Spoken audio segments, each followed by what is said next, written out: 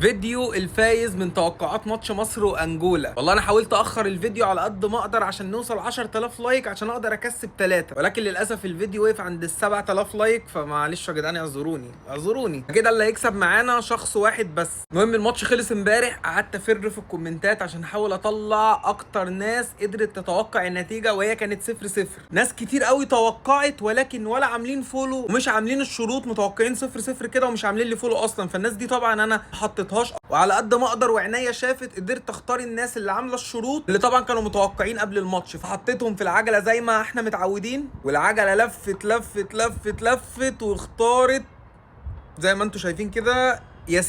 ياسين هو اللي كسب معانا. انا طبعا مش عارف اوصل لكومنت ياسين عشان اعمل عليه فيديو، فبعد اذنك يا ياسين اول ما تشوف الفيديو ابعت لي علشان ابعت لك الهديه. وبتاسف تاني للناس اللي توقعت صح وما طلعوش، هي الموضوع كله بيبقى قايم على التوفيق والحظ. وان شاء الله فرصكم تبقى احلى في الماتشات اللي جايه، وان شاء الله المنتخب مكمل معانا والمسابقه مكمله معانا.